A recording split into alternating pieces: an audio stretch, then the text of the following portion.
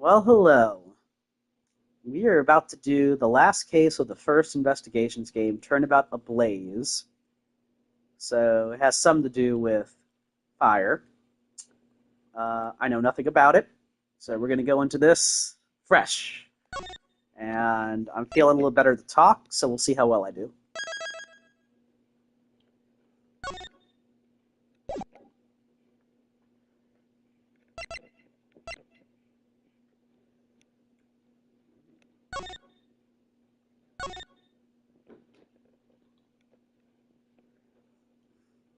Kay wants to hunt down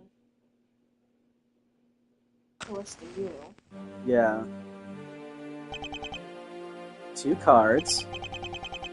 1 of the Black Raven, and 1 of the White Raven. Country torn in 2. 1 to the west, and 1 to the east. When those which were spilt are made whole again, the truth will reveal itself.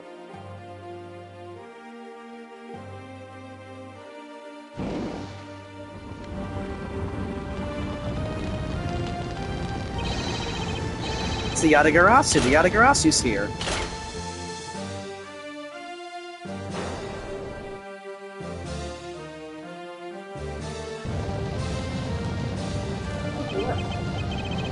You accursed Yatagarasu. K, you. So different than Kay now? Probably. Perhaps.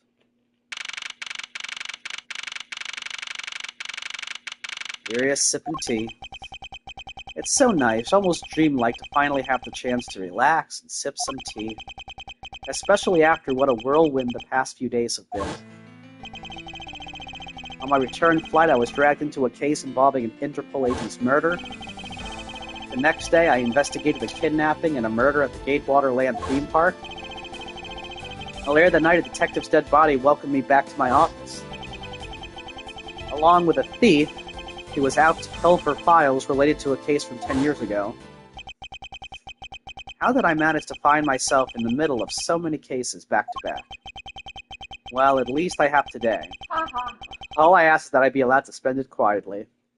What if this case is just like, the next 8 hours we just like press X to have him sip tea, and then he hears a fire on the other side? And... Oh, that's not going to happen. We know that all these cases are probably connected. Yeah. Mr. Edgeworth! This is big, I tell you. Hey, what's wrong with you? Well, you wanted to relax. Where's your enthusiasm? And suddenly... What are you talking about, fragile dreams? Come on, let's go. The fake Yatagarasu isn't going to just find herself, you know. Well, if you must know, it's possible that I was paid a visit last night by your fake. Say what? Unfortunately for us, the thief managed to escape. But even now, we're still looking for this criminal. However, I must warn you that we've only had a few hours to search so far. So I must insist that you be patient on this one, Kay. Okay, so he thinks it might even be her, too. What's with you today? Are you sure you aren't sleep talking to me right now? Anyway, I've got something much more important that I want you to see. Oh, and that is... Take a look at this. On March 14th, I will be there to steal your dirtiest secret. That's quite a bold declaration to send to an embassy. I suppose it was inevitable that a newspaper would catch wind of this. The date the card mentions is today. Today, huh? Come on, we've got to hurry. The embassy awaits. I suppose it is quite an urgent matter. However, do you know which country's embassy we should be investigating? Well, it's some really special country, and I'm actually really fuzzy on the details. But never mind that. Where's all your energy? Why are you so lackadaisical today? Well, then you should get wound up too. Because this might just be our chance to catch that woman. You mean Miss Yu? The woman who killed Kay's father Byrne Faraday, 7 years ago.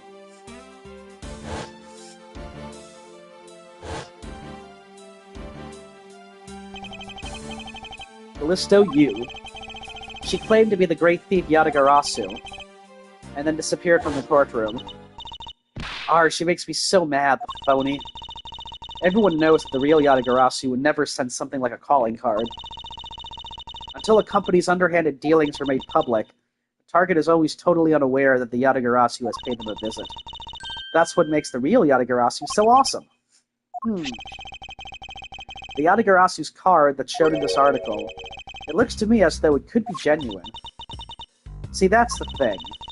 Whoever it is, that person isn't the real deal, but has knowledge of the Yatagarasu. If this isn't a clue that that woman's involved, then nothing is. Come on, Mr. Edgeworth, out the door you go. I don't think she's done that animation yet. Wait, there are a few preparations I must make before we go. There's something interesting about this card we found last night here in my office. It's of a different color than the one in the article, which makes me wonder why.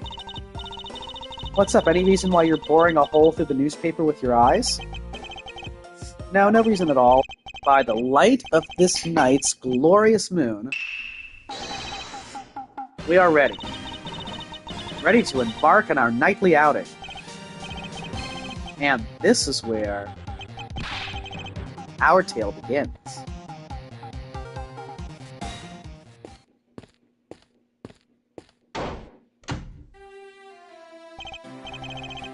And what a coincidence. Who would have thought that a Steel Samurai stage show would ever be held at such an elegant theater inside a foreign embassy? Yeah, the climax was really awesome. Steel Samurai's sushi slash. I got chills down my spine when he pulled that move out. I suppose it really is more impactful to watch a show in person than on television. I have to say, though, this embassy is set up kind of funny. I mean, they have two countries sharing the same building. Well, as you said yourself, this place and the countries it houses are very special. Even this theater is special in that it is a neutral zone shared by the two countries. So let me get this straight. The Steel Samurai show just now is being sponsored by one of the two countries. The one that's called the Kingdom of Alba, right? That looks like a grapefruit, surrounded by lettuce. I really does, now that you mention it. Almost like a shamrock in the middle. Yes, it would appear that the Steel Samurai is very popular in that country as well. Seems that way. But you know who I'm really into? The Jammin' Samurai. The Republic of Babel is sponsoring a Jammin' Ninja stage show. I don't know if it's Babel or Babal. I mean, Babel I'm used to because the Tower of Babel. That's something for fangirls like me. We've totally got to see that too, Mr. Edgeworth. The Jammin' Ninja show is going to kick the Steel Samurai show's rear end. You know, ever since I first met this girl, I've always had this inkling that what she really wants to be is not a thief, but rather a ninja. So anyway, about today's event, what's it called again? The Kingdom of Alabast versus the Republic of Babel Goodwill Jubilee. The small European countries of the Kingdom of Alabast and the Republic of Babel. These two countries used to be a single entity that was abundant with nature, and it was called the Principality of Cadopia. Huh? Is everything alright, Mr. Edgeworth? Yes, I'm alright. Moving on. After a period of civil unrest, the country split in two, though signs of their past remain. For example, their flags preserve the flower and butterfly motifs to this day. Cadopia, huh? The KG-8 incident and what was referred to as the second KG-8 incident, in which an embassy staff member was murdered, both of these cases were related to the Principality of Cadopia. In the 7 years that have passed, the country may have split into two. However, the Yatagarasu still sent a calling card here. Let me just get some more tea and get my tissues, and then I'll continue.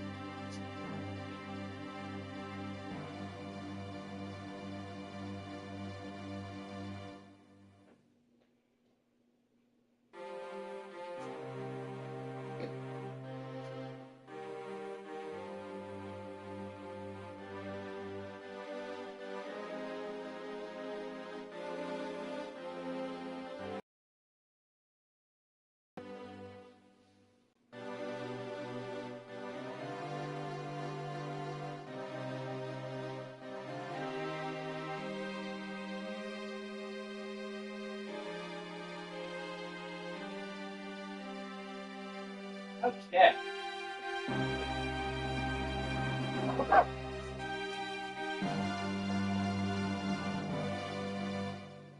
Let's do this.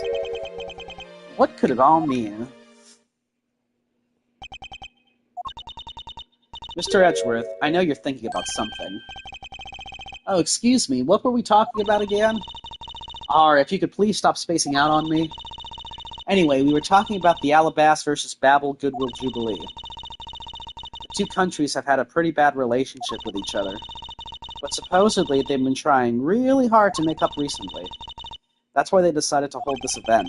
If that's the case, then why the verses? Also, both countries claim to have the real Primidux statue, natural treasure to both. They're planning to have them publicly evaluated today to see which one's the real deal. Okay, need I remind you to take care and not succumb to your own thieving desires? Well, when it comes to treasure, I can't help myself, you know that. Shit, better be saying that in jest. Hey, I can read your body language, you know, and you've got it all wrong. Look, I'm here to do some investigating. Investigating, I tell you. Heh, I know. And although we don't know if the Yatagarasu will really make an appearance, I suppose we should still spend some time examining this place. Alright. So there's a news reporter. Oh, look, to the right! That girl from the first and second game. She likes to take pictures. Yeah, we're here reporting live from the Theatrum Neutralis. As you can see, tonight's audience is full of enthusiasm. Let's see what this member of the audience has to say. Well, okay, that was good. Let's do one more run-through. Excuse me, but when you are ready to film for real, would you mind giving me a call? I sense that she didn't hear a single word I just said.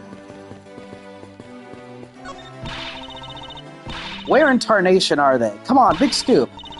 Hey, mister, out of the way. Yeah, I'm talking to you. Ugh. I seem to remember this woman from somewhere. Yet my instincts are directing me not to engage in conversation with her. Perhaps it would be best if I left her alone.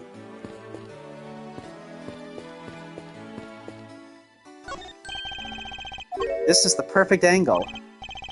Go, my image. Travel across the wave world and into every TV set around the globe. A more honest approach to appearing on TV might serve your ambitions better.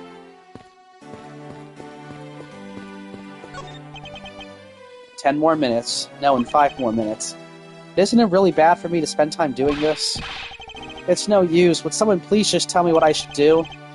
You appear to be troubled by something. May I be of any assistance? Leave me alone.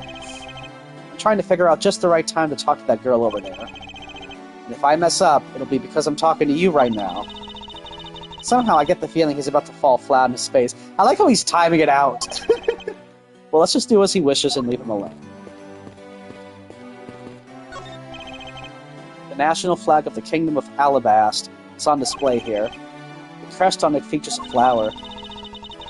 Flowers and butterflies are kind of rare motifs for flags, don't you think?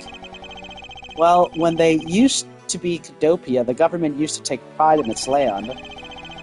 The citizens also loved the rich, bountiful nature all around them, thus the design. Hey, if the Steel Samurai got popular enough, do you think they'd put him on their flag? Are you in your right mind, Kay? Or maybe the Jammin Ninja would make a better candidate. Don't make me laugh. Only a Steel Samurai deserves such an honor. Edgeworth saying that.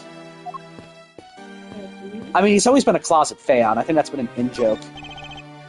There are pamphlets about the two embassies here on this table. It still looks weird to me. The country split into two a few years back, and they've shared the building and its grounds 50-50 ever since. Oh, I guess it's because they don't have the money to build two separate ones, huh? I should think that's not the reason why, Kay. I suppose I'll just help myself to one of these. What is all the hubbub? Ack! Hey look, it's the Steel Samurai! And he's got his son, the Iron Infant, with him. Iron Infant? That's a new one. Well, I think the Pink Princess is his wife. Did you see her in the opening? Yeah, but I never... The Iron Infant is new. May I speak with you for a second? Well, you know that's Adrian Andrews in that costume. Because she was already in a costume. It's the Steel Samurai.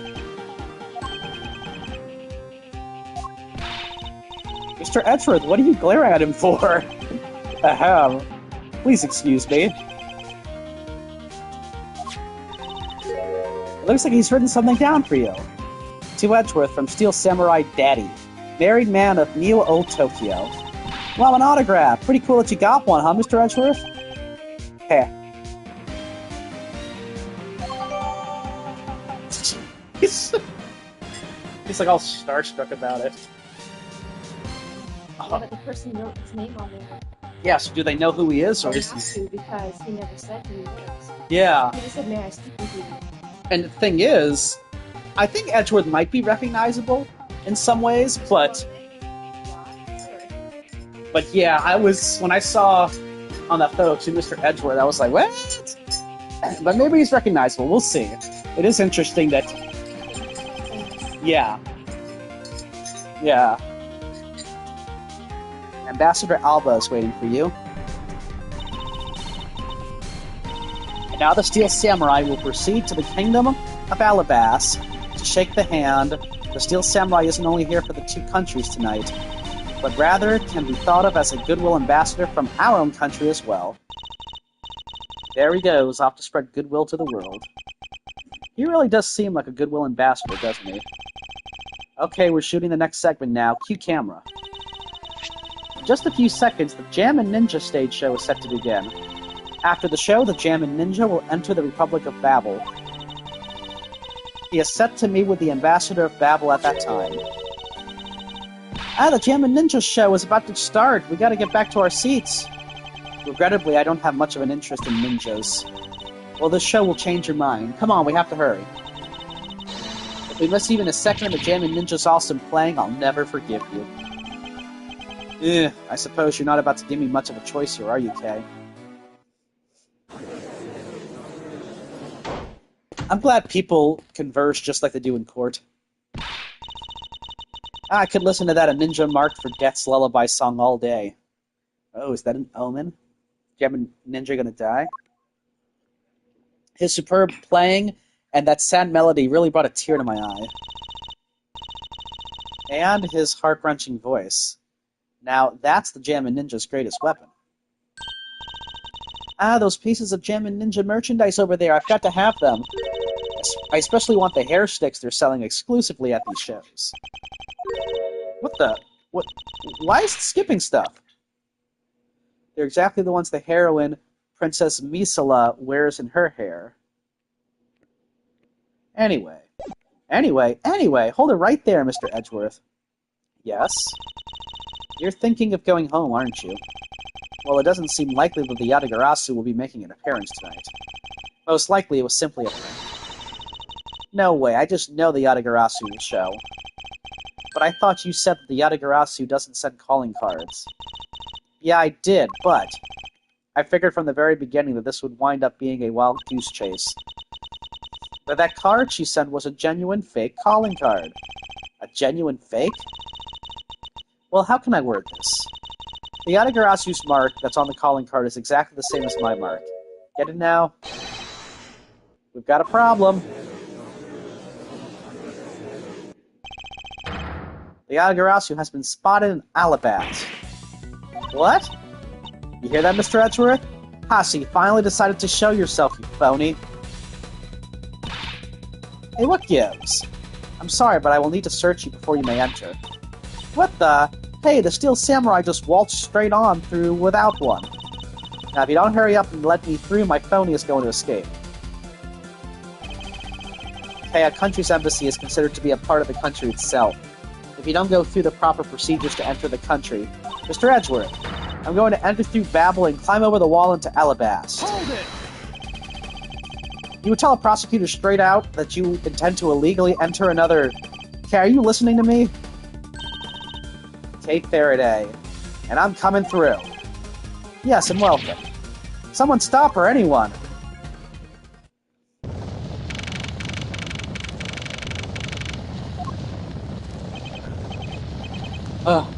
Oh. Okay, where are you? Don't tell me you really did find some way over this fence. Ah. Fire! This is too big for us to handle. Looks like the Yatagarasu came to Babel, too. You. Cursed Yatagarasu. Okay! You had better be alright wherever you are.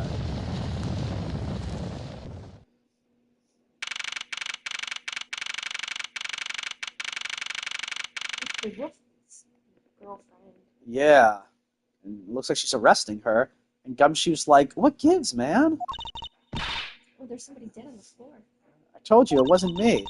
Is that Coachen? Hold it!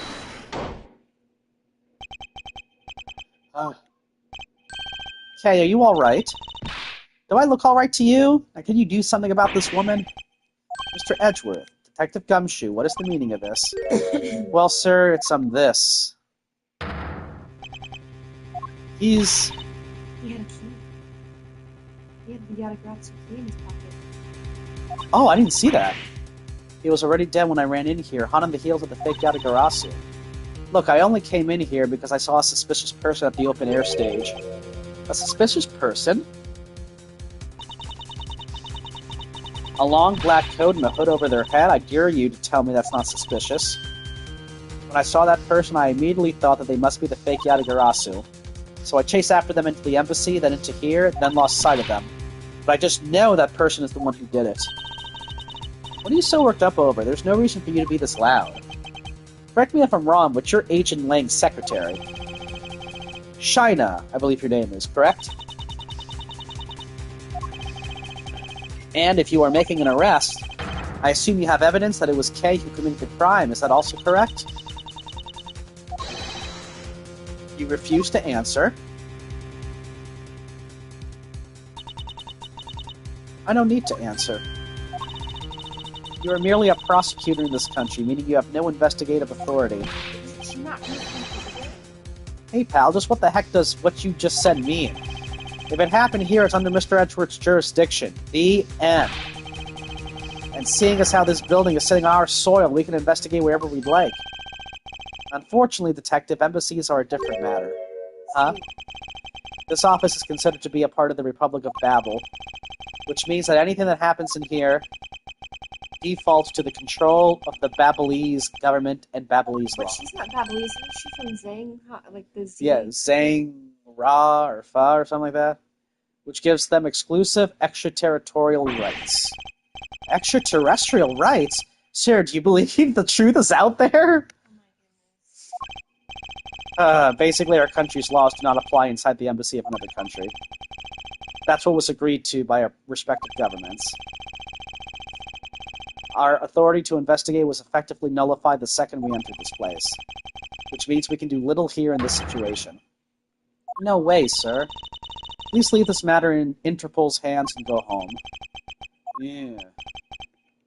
Mr. Edgeworth. Hey, you're not Mr. Edgeworth. In that case, allow me to join your investigation. Miss Von Karma! Eek! Ambassador Palaeno. I truly appreciate you allowing me to join the investigation. It's really nothing. Manny was my secretariat, so of course I want to help you as much as I can. In fact, it's a blessing that Interpol agents were able to make it so quickly. Franziska. Well, I never imagined that I'd meet you here of all places. This is an embassy, meaning that you have no authority to conduct. Already? What is it? Ambassador Palaeno. Huh? You are?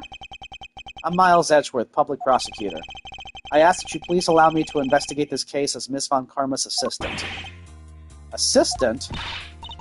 Miles, what the heck do you think you're... Please, I implore you, Ambassador Palaeno. Very well, I'll be counting on the two of you, Miss Von Karma and Mr. Edgeworth. What did you mean by you'll be Miss Von Karma's assistant? I don't exactly have a choice, do I, Detective? If I don't become Franziska's assistant, I can't participate in this investigation. There you go again, running at the mouth with that aloof expression on your face. Franziska, please. I don't know what you're planning quite yet, but at least I do know one thing, that you are now my subordinate.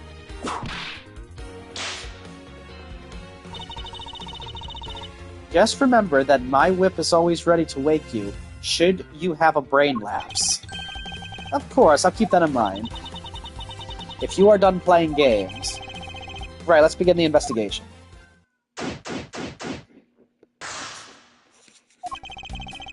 By the way, Detective, I suppose it's a bit late to be asking, but why are you here? Well, better late than never, I guess, sir. I was placed on guard duty for the Babylese embassy today. And why are police guarding the embassy? Well, on account of the card they got from the Yatagarasu. They called us up and asked for our help, sir. Oh, and because we've been searching for the Yatagarasu these past 7 years.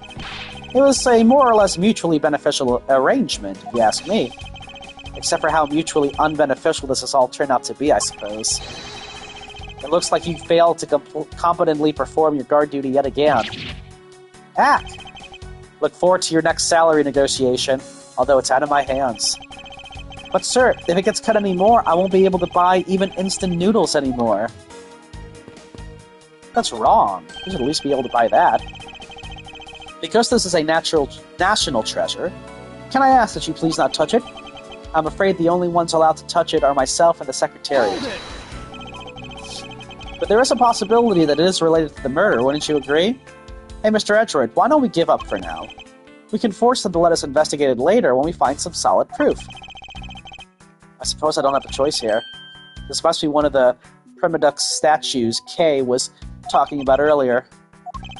Is it just me, or does this man look like the Steel Samurai? They could be twins. Yeah. I want to see that clue. Or the key. Yeah, there it is. So our victim was the Secretariat of this embassy, I take it. Manny Coachen. I heard that he was an admirable person, very admirable. The cause of death is a stab to the base of his neck. He was lax in watching his back. We were fortunate that the fire missed our victim's body for the most part. If the fire had burned a bit longer, it would have made identifying him a hassle. So Mr. Coachen was stabbed to death in the middle of a raging fire. What in the world happened inside this room? Alright. Oh, there appears to be something in his pocket. This key, it can't be. Isn't this the Yatagarasu's key that was stolen 7 years ago? What? But that's... 7 years... Oh! You mean that case where I was framed, sir? Yes, it's the piece of evidence that stole the life of Kay's father 7 years ago. Which was then stolen by Calisto U. What? Mr. Faraday was killed with this key, sir. I thought he was killed with a knife. Eek! Scruffy, at the very least, try to remember the details of crimes you were a suspect in. Franziska, as you will recall, Detective Gumshoe was not present when Miss Yu made her escape. Plus, even among law enforcement, only a few knew of this key's existence. I doubt that a new rookie at the time would have been made privy to such knowledge. I feel like the victim right now, all trampled on, sir. Huh. I suppose I'll just have to fill you in for now. The secret to this key is...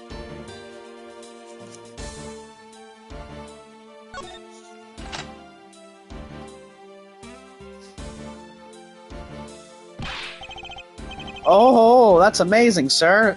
It's like some kind of magic trick. I knew it. Oh, that looks like the flag. It's the exact same piece of evidence that Miss Yu took with her. I remember this beautiful pattern in the blade. I remember this as well. It's a vine motif, isn't it? Yes, it looks like two interwoven vines crisscrossing down the blade. Vines, sirs? I think it looks like a bunch of stars, if you ask me. One of those six-sided stars, just like the police mark on our IDs. I really don't think you can call those stars. To say that the detective's art sense is underdeveloped would be an understatement. The real question is, why was the Babylese Embassy's Secretariat holding this? While we don't know how Mr. Coachen came to possess this key, we do know that this was stolen by the Yatagarasu from the Cadopian Embassy. That's right, Mr. Faraday had written that fact down in his organizer. I believe this means that further research is required into the country of Cadopia. Why don't you ask Ambassador Palaeno about what he knows? Supposedly he was a candidate to be the next Cadopian ambassador once long ago. He should be able to answer any specific questions you may have. It's a knife wound. It's obvious what he was killed with, but I wonder if it's consistent with the wound. The knife over there with blood on it. Yeah, there is. Is this knife the murder weapon? Some preliminary testing has been conducted. According to the results, the blood on that matches the victim's blood. The blade's shape was also found to be consistent with the stab wound. I suppose this means that we now know that the crime was committed with this knife. This knife's got some really fancy ornamentation going on, huh, sir? This thing practically screams artsy at me, too. Although, it's all covered in blood, just like the last thing that I said was artsy. But the handle is pristine. There's not a single drop of blood on it. Speaking of the handle, I believe it has a butterfly motif. It's very beautiful.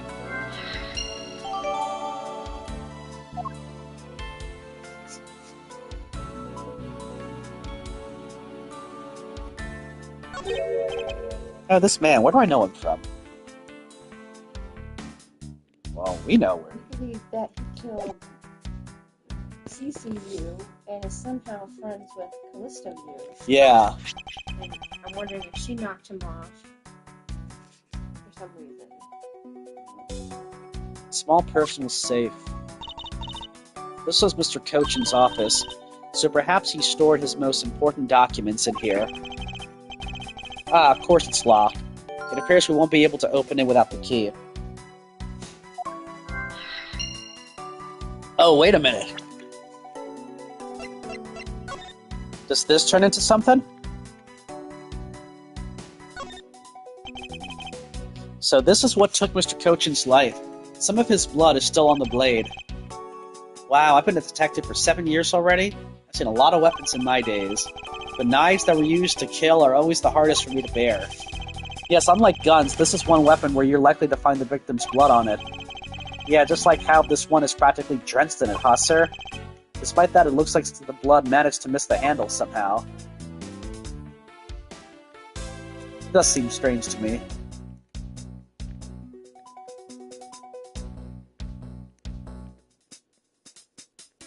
I don't think it turns into anything, but maybe the Yatagarasu is the things to that safe. Yeah, I can see that.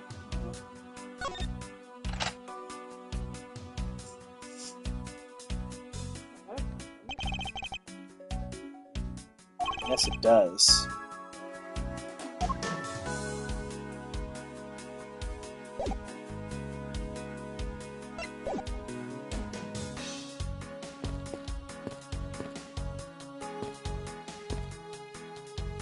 Is there a knife missing from that wallet? Over here? Yeah. Mr. Edgeworth, there's still something on this display rack, sir. Yep. There you go. Knives, huh? Although the blades are all that remain of them, unfortunately. I guess the handles got all burnt out by the fire. Is there wood? Ah, so even the knives fell victim to the fire. Ambassador Palaeno, are these knives yours? Why, yes, they are. They are a special set of ornamental knives featuring the national symbol of Babel. These butterfly-themed knives, along with Alba's own set of knives, are comprised of 3 knives each. But I can't believe the Babelese ones have been reduced to this state. Ornamental knives, huh? There's a small release on the tang of this blade. Ambassador Palaeno, what is this notch here for? Oh, that! It's a feature of these knives wherein you can freely exchange the handles on them. So that we can change how they look to fit the situation, of course. So maybe the handle that was used is somewhere else. I see, so these knives were constructed so that the handles could be easily removed.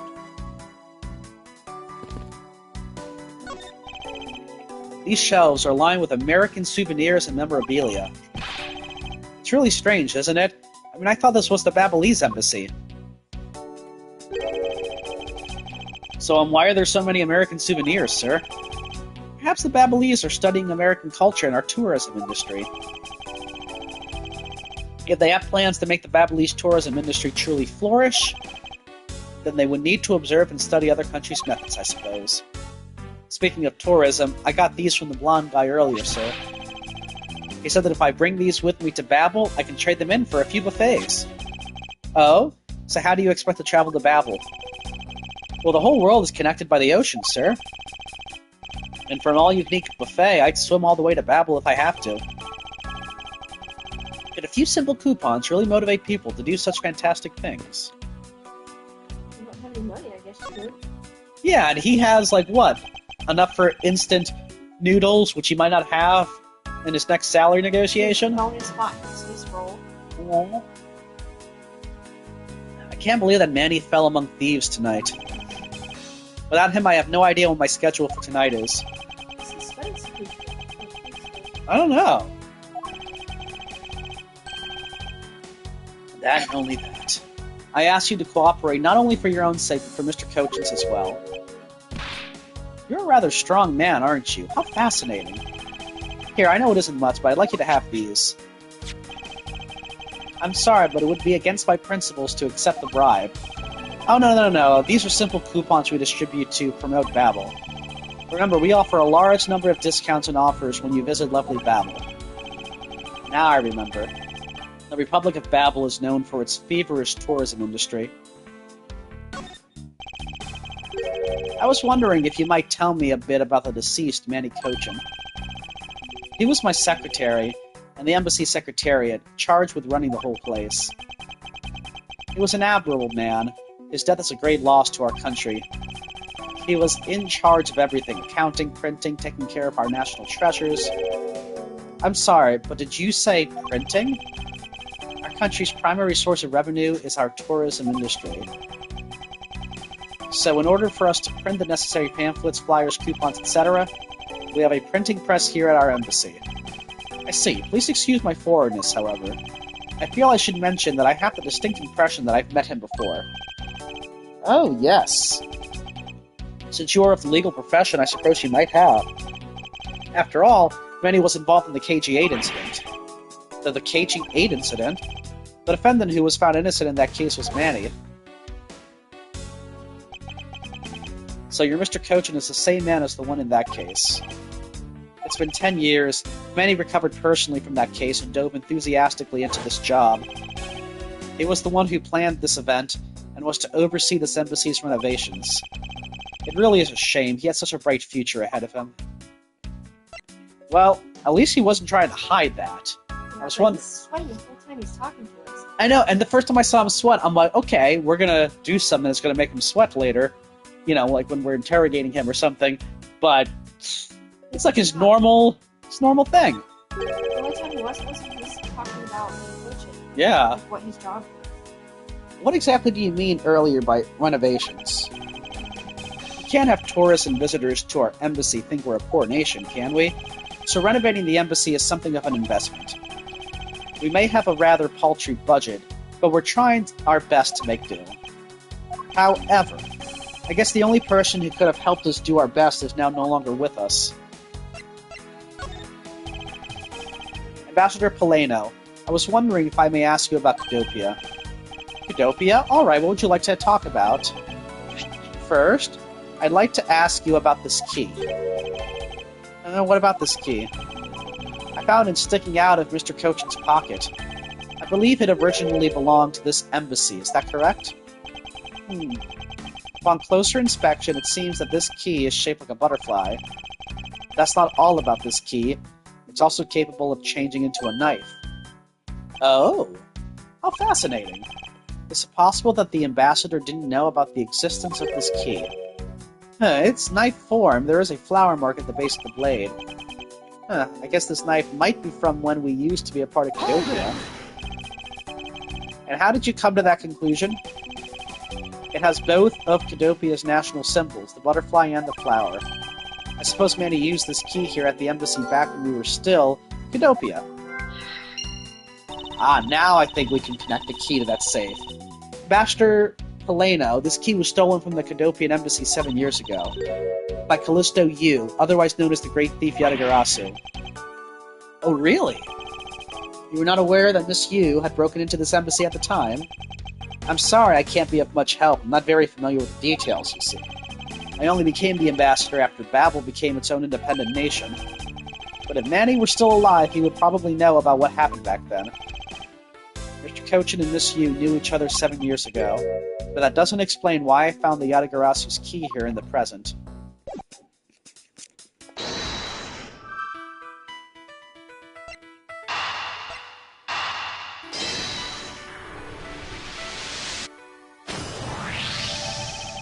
We know for a fact that the Yatagarasu's key was used at this embassy.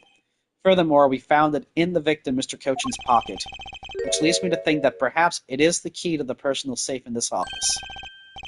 Good thinking, sir. Let's go try it out. It appears I was correct. The key that was left to us in the victim's pocket had literally turned out to be the key to the next piece of the truth. Hey, what do we have here? Hey, there's nothing inside! Do you think the Yatagarasu made off with everything, sir? No, Detective, I believe all we need is a closer look. There's something underneath or behind the false panel? Yeah. What is this here? It looks like the ripped corner of a piece of paper, sir. No, I don't think it's ripped. It seems more to me like it's stuck in the safe. Hey, you're right, it won't budge an inch, not even when I tug on it. But I don't think I've ever seen a paper stuck on the inside of a safe before. Detective, I think you have it backwards. It's not the paper that's strange. It's the safe. What do you mean? What I mean is that the secret to the safe is that it has 2 compartments and it's completely empty as a crack there. Parts. 2 compartments. Even just eyeballing it, you can see that the inside is a bit too shallow. Furthermore, with the unnatural way the paper is stuck to the back of the safe, I'd say that there is an extra bit of space behind the back wall of this safe. In other words, the safe has a second compartment. What? I suppose that you are correct in asserting that the paper is stuck in an unnatural manner. However, what you say is correct and there is a second compartment. How do we go about opening the door to it then? As you can see, there is no other lock or keyhole in sight. Actually, there is one more spot of interest to me on the safe. Oh? Yes, and I believe that spot is the keyhole to our mystery second lock. The safe and its locks. Alright then, since you are so sure of yourself, show us how you deduced your answer.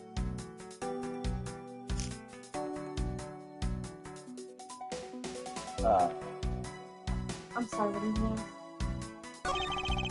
Hey, there's a hole here, sir. It's a little too oddly shaped for a latch hole. Well, that's a funny shape for a latch hole, huh? It's shaped kind of like a star, don't you think, sir? Detective, I would hardly call that shape a star. What's with him thinking long, narrow things are stars? Like the vine, so once the knife is unfolded, you put the vine part in it. It looks like the vine. Yeah, but all I'm saying is, this is the second thing that Gumshoe thought was a star that doesn't look like it. Well, there's gotta be some reason why this whole shapes so weirdly, you know? Am I overthinking this? No, I don't think so. Maybe I'm overthinking things. Now, there's no way I could ever do that. Ho-ho. Detective Gumshoe, could you please be quiet for a second? You're frightening me. Probably because he's talking about the same stuff that Edgeworth's thinking about. So do you mean this or this? This one? Doesn't the shape of this keyhole remind you of something, Franziska? The shape? It does look very familiar. However, I believe it's simply a latch hole for the safe's lock mechanism. It's just for keeping the door shut, nothing more. Is that so? The person who used this safe, Mr. Coachen, made sure this safe had 2 compartments in order to hide something. Do you honestly think that someone like that would allow the keyhole to the hidden half to look so obviously like a keyhole that even the average person could figure it out? You can't be serious. Are you saying that this hole is the keyhole to the hidden compartment of this safe?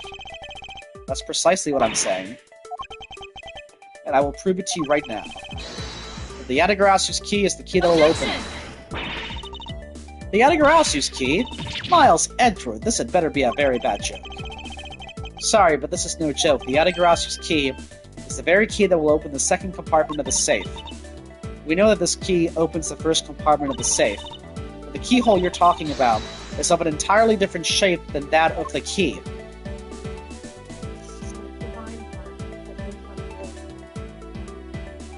This part? Oh, the blade. Let's go over this again, shall we? The Yatagarasu's key was originally made to open Mr. Coachen's safe in the Cadopian Embassy. We confirmed this as fact by opening the door to his safe with it. Now let's take a look at the back end of the key. Looking at the knife portion head-on, what do you see? What are you talking about? Ah! It appears that you've come to understand what I'm talking about. When viewed head-on, the shape's blade is the exact same shape as the keyhole. The real function of the knife portion is to act as the key to the hidden portion of the safe. But that's preposterous. Because it looks like a knife and was used like one to kill Mr. Faraday 7 years ago. We fell under the misconception that it was always meant to be a knife. But for both the safe and its key to conceal such clever tricks, whatever is hidden inside the secret section must be of incredible importance. So there's two keys, and one looks like a weapon, and the other looks like a key. That's actually clever. And then it's even possible that what I've been searching for is inside. Scruffy, hurry up and open that safe. Eek, yes sir, opening it now, sir. These items, it's a bunch of funny shaped things. I guess they're pieces of art, huh? You're in the way, now move, Scruffy. I didn't think I was in the way. These pieces of art. They're identical to ones that have been stolen from various countries around the world. I figured as much. These are the treasures this section of the safe was to hide from view. I believe a more thorough examination is required. Okay, the papers first. This is the document that we thought was stuck earlier. I wonder what it's about. Beats me, sir. Why don't we take a look at it first before we give up, detective? Mr. Coachen's name is written here on the last page. I wonder what the significance of this document is. These are pieces of stolen art from around the world. I wonder how much they're worth, especially this one. Eek! Scruffy, don't touch those valuable pieces of art with your filthy hands. Why? Do you have any idea what would happen to you if one of them were to break? Is it just me, or did she hit one of the pieces of art just now?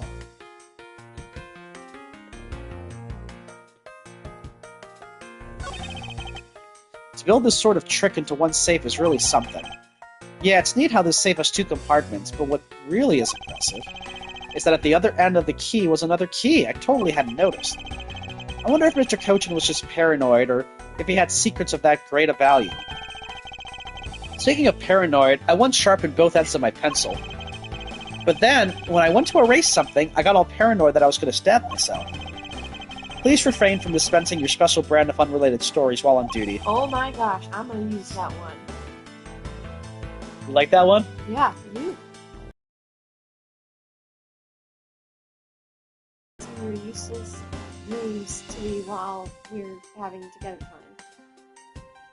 time. You gotta get it more off the tongue, babe. I do. I'm gonna figure that out. Please refrain from dispensing your special brand of unrelated stories while on duty. Yeah.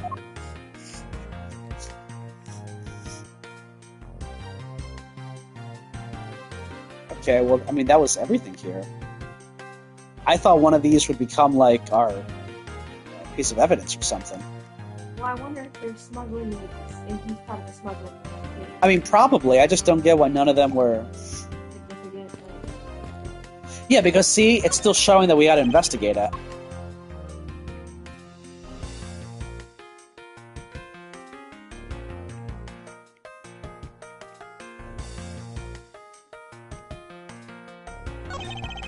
It appears that we found the key that the Yatagarasu, Miss Yu stole 7 years ago. Since it was originally from this embassy, maybe she came here to return it. I don't think she's the type to be so kind as to do such a thing, detective. Okay, then what do you think, sir? Calisto Yu, for what reason did she steal the key?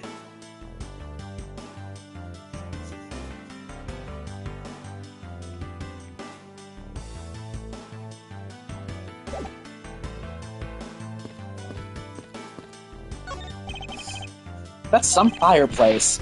You know, it really gives this place a mansion-like quality, don't you think, sir? Oh, if these are a staple in every Babylonis house, then I bet Santa Claus pays them a visit, too. Just how old are you again, detective?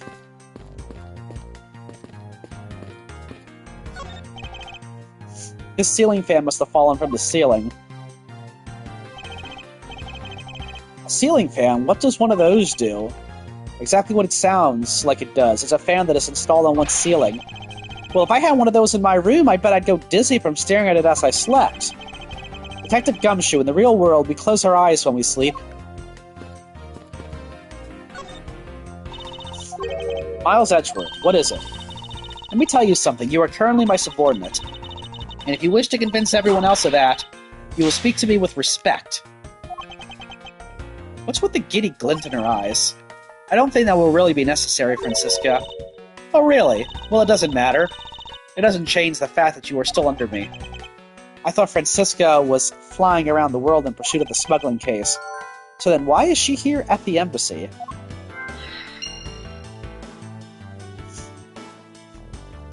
Ah, 1 second.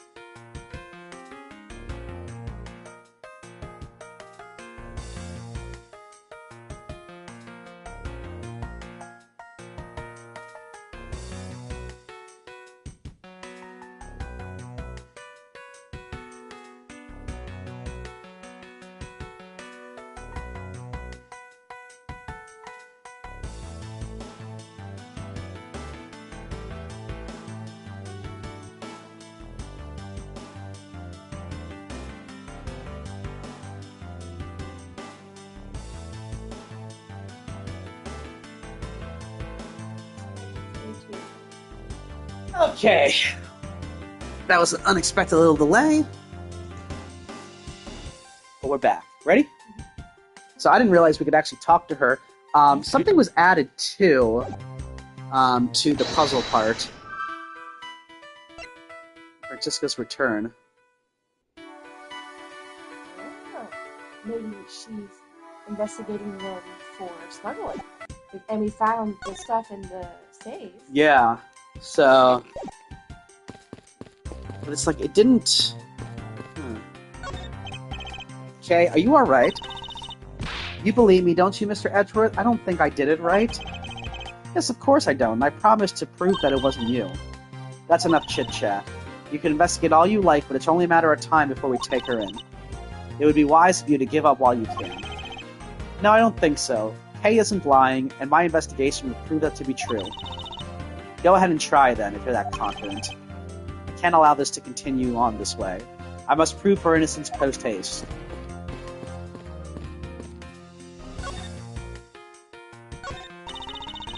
I was investigating at the Alabastian embassy when I got wind of this mess. Ah, that's right, the Yatagarasu was due to appear on this embassy as well. Yes, but the difference is that we don't have a fire over here. We didn't have a fire over there. Although there was an incident at the Alabastian embassy as well. But I left Agent Lang in charge of that case and came over to the Babylese embassy. Ah, so Agent Lang is here as well, huh? I see you've met. Well, he's in the Alabastian embassy acting as a bodyguard for Ambassador Alba. However, he seems to have a different reason for being there. Whoops. So the suspect in the murder that occurred in this office is the little girl I see. Is she perhaps trying to be the Yatagarasu? Kay would never harm a soul, sir. Kay? You remember, do you not, about the case we investigated together 7 years ago? That girl is the daughter of the victim in that case, Mr. Faraday. So she's that feisty little girl. Kay has been on the trail of the Yatagarasu, which is how she ended up here. Looking for the one who took her daughter's life. I see. Kay's trying so hard, but you know what? The Yatagarasu just keeps on tricking us all. How so? The Yatagarasu sent a card saying, I will be there to steal your dirtiest secret. But all we've had is an arson and a murder. The lab boys are going in circles. You know what this is, sirs? It's a breach of contract, and it's going on the rap sheet. If you ask me, I'm perfectly fine with the fact that nothing was stolen tonight. I do wonder, though, if Calisto U really is the Yatagarasu.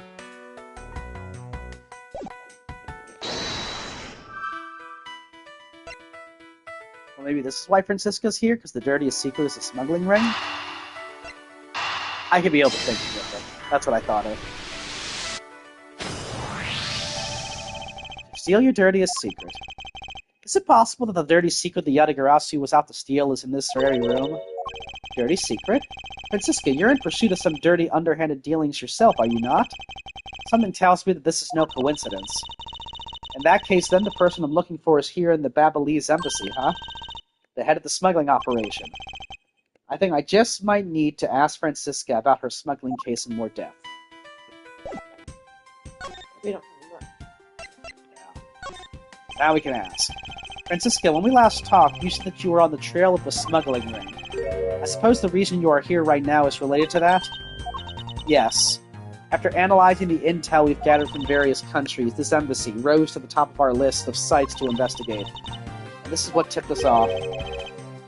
This accounting document. It's only one page of the whole thing, so we're not sure about all the details. However, it's enough for us to grab onto the tail of the beast. Where you see, this type of paper was made only in the Principality of Cadopia. So that says 2-3, but I think those two papers I saw said 1-3 and 3-3 on it.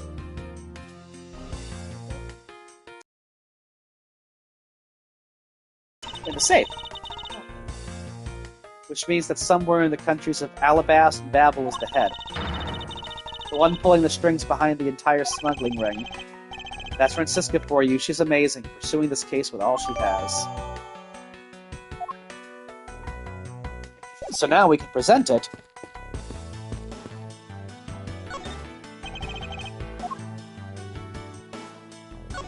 So let me see it again just to make sure. Yeah, see? 1-3-3-3. So...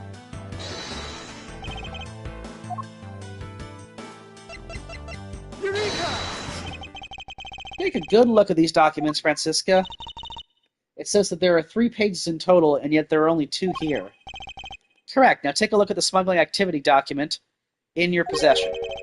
Tell me, is it not possible that your page was taken from this set of 3? Well, well, it certainly looks that way. By putting our multi-part puzzle together, we seem to have arrived at an answer. And it seems that you have now found what you were looking for. Yes, and with this it becomes crystal clear. that Mr. Coachen himself was responsible for the mag smuggling of Babelese ink. Babelese ink? Babelese ink is a special product of the Republic of Babel. However, due to a special reason, only a limited volume is ever exported. And that reason is? That's classified. It's on a need-to-know basis, and you don't need to know. In any case, it seems that the head of the smuggling ring was our victim, Mr. Manny Coachen. His base was in an embassy, thus it was hard for both our country and his to interfere, making it the ideal conditions under which to run a smuggling operation. Alright, but it's so frustrating. I lost the person I was to rain judgment down upon with my whip of justice. Well, even if he is dead, we still have a responsibility to look into his misdeeds. You expect me to whip a dead man? Well, I'm not interested. Franziska, you must know that Manny Coachen was the suspect in the KG-8 incident. Of course I know. On top of being the head of the smuggling ring, there is the matter of what really happened in that case that needs to be resolved.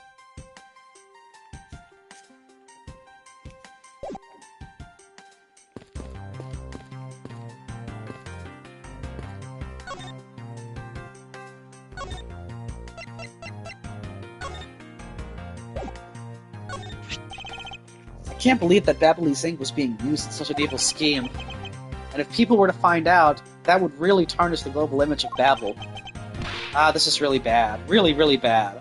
Oh, Bible's in a bind now. It's just me or do his words not match his facial expressions.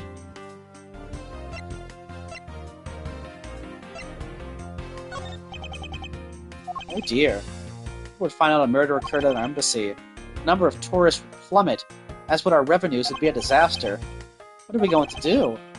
He really does seem worried. Perhaps I should refrain from bringing this up. Oh, isn't that about our great embassy? Ah, how do you like our pamphlets? I feel indifferent about them, to be honest. I'm just using this as evidence. Oh, that's too bad. In that case, I guess we'll just have to try harder to make more charming ones. I just had a flash of inspiration. We should make all our pamphlets into coupon books. His expectations of what a coupon can do is just a tad hyperinflated.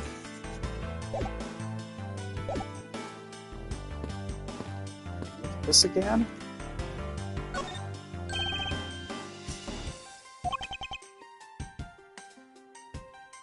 Hold it!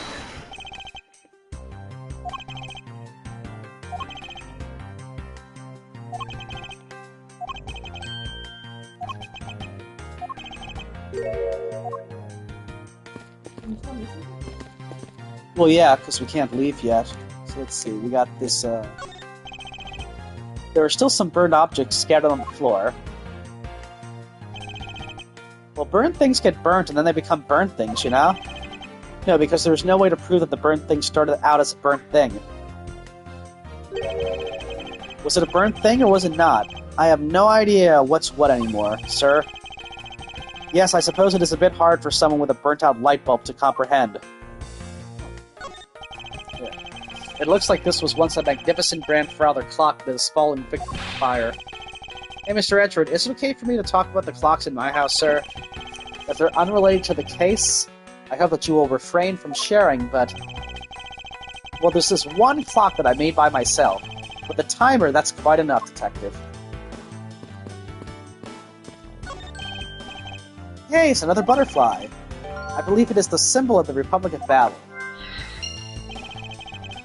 Drawing this big on the wall of an embassy, it definitely conveys a sense of overwhelming patriotism. Well, I've got a lot of patriotism too, sir.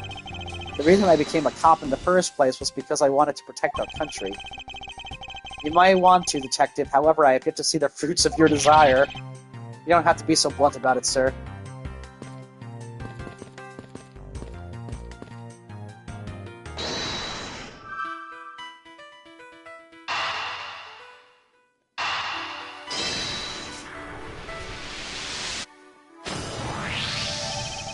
The design on the nice handle.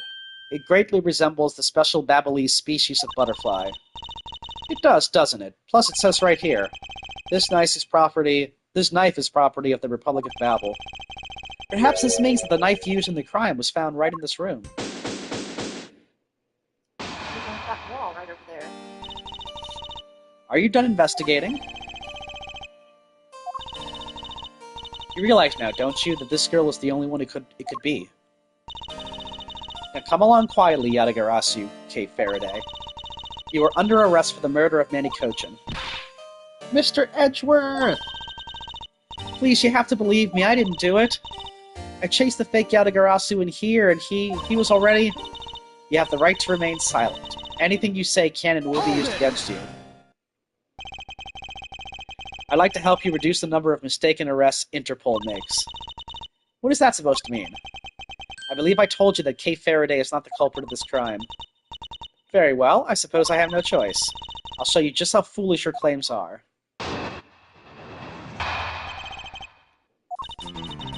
Even your police confirmed that the Yatagarasu infiltrated the Babalese embassy tonight. Utilizing the confusion caused by the fire, the Yatagarasu snuck into this embassy. Furthermore, this girl claims to be the Yatagarasu. And more importantly, other than her, there was no one else in here with a body. I think that the fire wasn't to draw attention away. I think the fire was to cover. To burn a lot of stuff down. Call it crème brûlée. Crème brûlée. Exactly, but it isn't just me. She calls herself the Yatagarasu. Look, how many times do I have to tell you? I was only out to capture the fake Yatagarasu. Imposter or not, it matters not. A Yatagarasu is a Yatagarasu. Very well, then I shall prove that K is not the Yatagarasu who killed Mr. Manny Coachen. Go ahead and try. Show me what the prosecutors of this country are made of.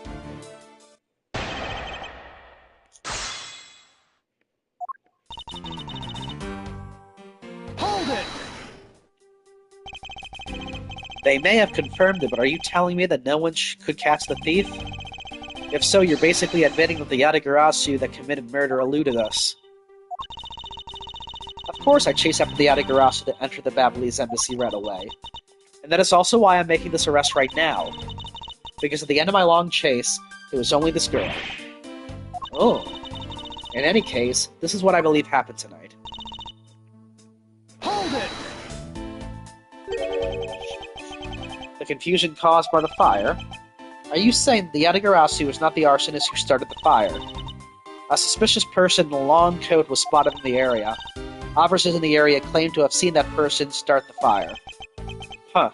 It sounds like we have a phantom in our midst. It's not her. She doesn't have a long coat. Exactly. Yeah. In a way, he could be considered a phantom with the way he randomly appears. I mean, he has a long coat. Maybe he was just running to do something. But he didn't have a hood on his head either. True. Hold it! Just because she calls herself that, it doesn't prove that she is a killer. No, but it does give her motive. The Yatagarasu sent a card saying, "I will be there to steal your dirtiest secret." Furthermore, there are documents pertaining to some smuggling activity in this room. She obviously wanted to steal them. So she killed Mr. Coachen for the key. I see. Her logic is very sound. I expected nothing less of Agent Lang's secretary. However, that statement just now didn't sound right. It might be the opening I need.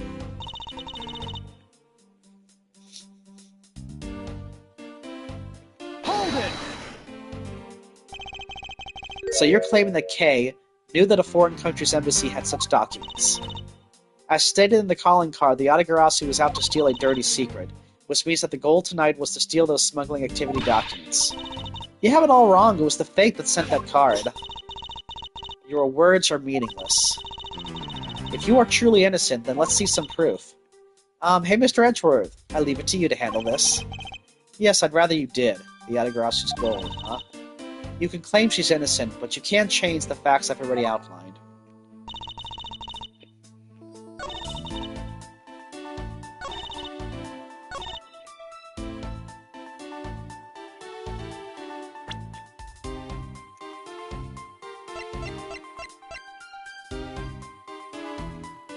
But how would she know that the knife part is also the key? So... Objection! Agent Shi-na, I regret to inform you, but there is a flaw in your logic. Oh? Even if you claim that she is the killer and the Yatagarasu, I am certain that securing the smuggling documents is not the motive behind the murder. The key to the safe in this room was found on Mr. Coachen's body. Furthermore, the Yatagarasu would not be so stupid as to leave without the documents. That's different. Ooh, why is she sweating? Because we just caught her in a lie. Oh, not a lie, but we caught her in a bad... There's a difference between lying and then, like, just wrong. You know? Yeah. So is she embarrassed because she's wrong, or is she lying? Well, we'll see. Her boyfriend, I don't know. Whatever. Lang. Yeah. Wolf boy. The boss. I don't trust him. He's weird. He is weird. And perhaps she didn't know that Mr. Coachen had the key on him. Objection! If that's the case, then why would she have needed to kill him? Because I can think of no reason for her to kill him if she had not known that fact. Need, reason, all of this is simply our conjecturing after the fact. It's entirely possible that she accidentally killed him when she was sneaking in. Perhaps she didn't notice the safe second compartment before returning the key. But the fact still remains that Mr. Coachen was stabbed to death. Objection! But then what did she take? There's nothing on her. Yeah. But you have no definitive proof that it was Kay who committed the act. Actually, I do. I saw her holding the knife she used on the victim with my own eyes. What? Allow me to tell you a bit more about the evidence that will put her away behind bars. The knife wound on the body is consistent with the blade of the knife. The knife with the butterfly handle is the murder weapon which the killer was holding. I assume she obtained the knife from the display rack and used it on the victim. The knife is a part of a special 3-piece set which has a design like no other. The evidence and testimony at all points to the girl. There is no carne argument. You know, Miss Yu has a habit of the handle thing, because when she killed Faraday's dad, she actually used the plastic bag to hold the knife to not get blood on herself or her fingerprints. That's right. So if she would have known.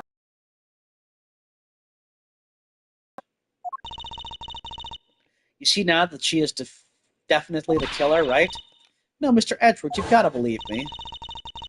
I saw a suspicious person in a long black coat outside the embassy, I swear. And you came in here because you were chasing this suspicious person. That's right, I ran into this office only because I was chasing after that person. But when I entered the room, it was pitch black. I couldn't see a thing. I felt something on the ground next to my foot, so I turned on the lights, but then... Ah! Who's there? This is... I came to this room upon hearing the girl scream. And when I saw her holding the knife, I immediately restrained her. So the object Kate held by her feet on the floor was the murder weapon. I had the knife analyzed right away, but we failed to find anyone's prints on it. But the suspicious person in the black coat who came into this room before me. You continue to insist there was such a person, but if there was, where did they go? That, I don't know. But I know they came in here. That sounds like the desperate excuses of a suspected killer, not a trustworthy testimony. You understand, don't you? We can't trust this girl's words, Mr. Edgeworth. Ugh, she has a point. Even if Kay's words are the truth, I must show that they are with some solid evidence. Mr. Edgeworth, I really didn't. Kay, don't worry. If you didn't do it, then there must exist a way for me to prove that. Still not giving up, I see. In that case, try to counter my argument if you can. Don't worry, I can and I will.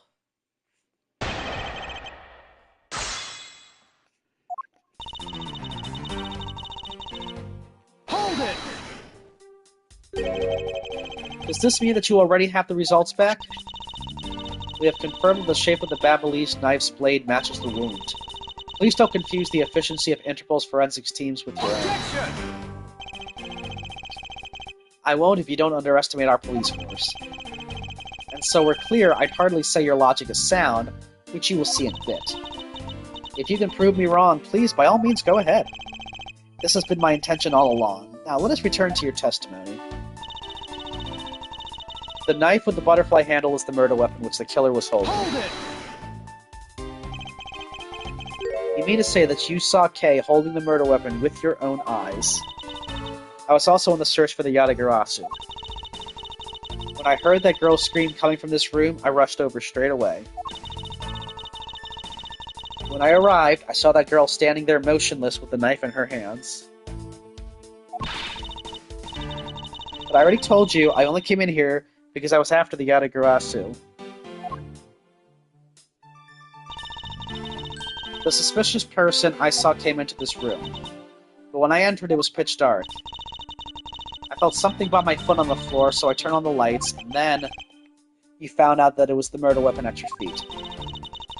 How many times do I have to tell you? You can't trust the words of a suspect. The only thing you'll accept as evidence, is it? That's the only acceptable way to counter an agent of Interpol on the scene of a crime. Mr. Edgeworth, do you have some kind of evidence that can prove me innocent? I think I do, because there is one piece of evidence I find to be a bit interesting. I think I need to carefully examine that piece of evidence again.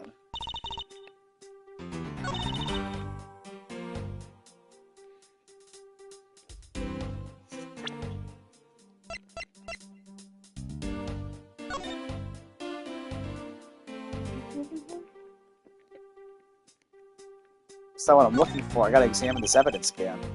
There's a lot of skilled detailing on this handle. It would appear that the handle on this knife is removable. I guess so people can change them whenever they feel like it. Sounds like fun, sir.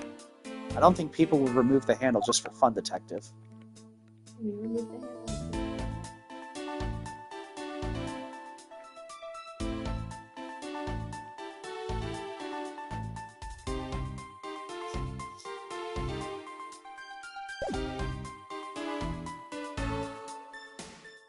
Objection!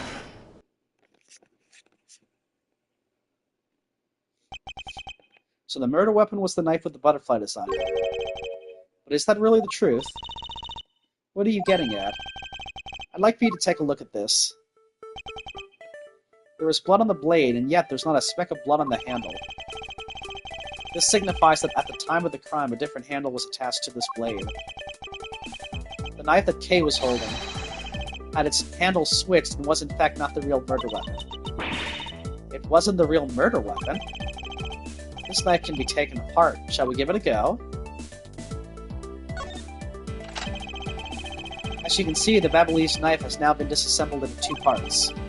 The killer must have pulled the murder weapon out of the victim's body and proceeded to swap the knife's original handle with its butterfly one. It was all to create the illusion that Mr. Coachen was killed with the butterfly-themed knife.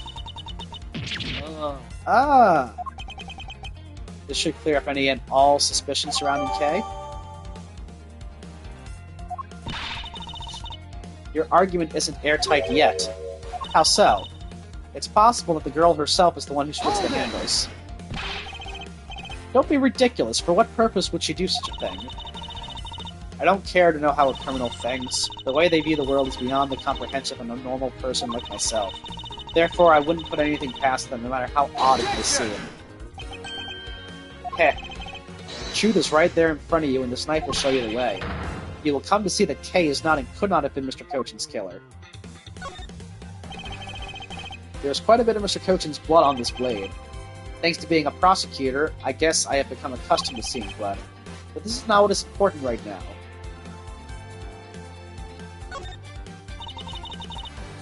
What is this mark on here? Ah, it's the wrong one. The mark of a flower. I assume you know what this means? No, not really.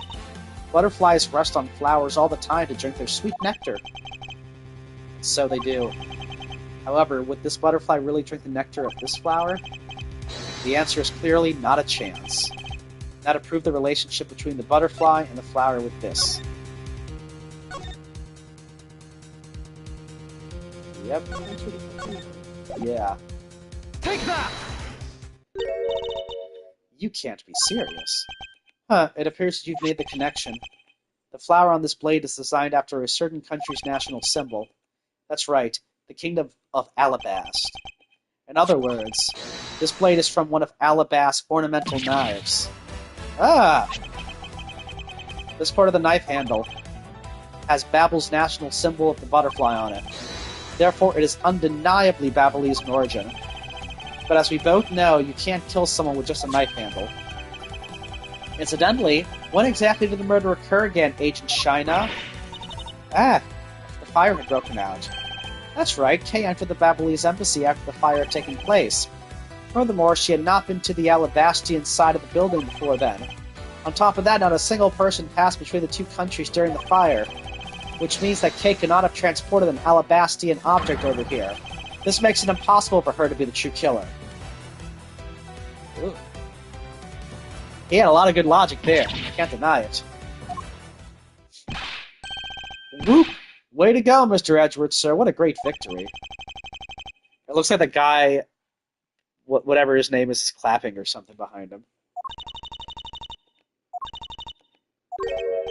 Huh? Hey, why is everyone so quiet? I'm happy we got this far and cleared Kay's name. But what worries me now is what will happen next. What is the meaning of this?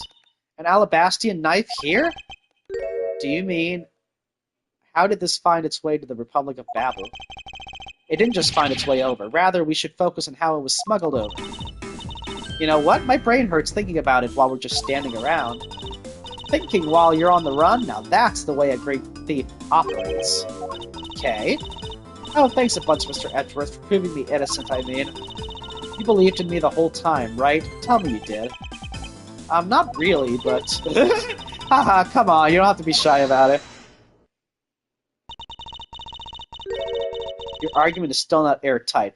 Look, she needs a more airtight argument at this point. Yeah, and a better wardrobe. She looks like some kind of showgirl. Also, you know what her head looks like up like that? You know that one guy, that one kid in South Park who also has special needs and is in those Timmy and Jimmy episodes, but he has his head up and like he tries to sabotage Jimmy and Timmy when they're doing stuff? What is his name? I forget, but like he talks weird and he's like Mim. yeah, and he's like in the Guitar Hero episode, he's the one who sells the heroin game, and he's like, yeah, it'll just. She kind of looks like that with her head up. Would you care to elaborate? I understand now that the girl didn't commit the murder. However, there is still the possibility that she is the Yatagarasu. That again, look, how many times do I have to explain it to you? I am the real Yatagarasu. I'm not like that fake one that goes around setting fires, okay? Whether you're the real deal or the fake, it doesn't really matter. All I have to say is this. I have my suspicions that this girl is the one who started the fire. Preposterous, on what grounds do you suspect her of such a thing? The fact that she calls herself the Yatagarasu, that in itself is the most elegant proof. Mr. Shi-na. Yeah, Miss Shi-na, yes? I have no intention of taking back any of what I've said. I am the great thief Yatagarasu, and I refuse to allow some impostor to claim that name as their own. The path of justice that my father pointed me towards, I will walk it the best I can. It's not good to be so stubborn. I hope you can understand that. Thanks a lot for the concern, Mr. Shi-na. Miss Shi-na. Let me share something with you too as a token of my appreciation. Those sunglasses totally do nothing for you, so I'll steal them from you next time, okay? What? Well, I guess we better get going. Going? To where? To the Kingdom of Alabast. If we don't go, we won't know for sure, right? I suppose not. We won't get anywhere simply by standing here thinking. To see where the Alabastian knife came from, we'll have to pay the Alabastian embassy a visit. Let's go, Miles Edgeworth. As you are my subordinate, I will not tolerate you bringing the investigation to a halt. Huh, understood.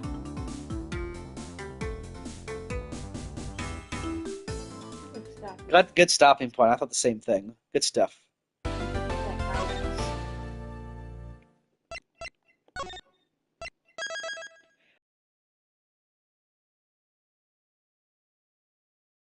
He's like, what? Oh. All right, I am intrigued. Next time, we'll figure some more stuff out. Yeah, good timing.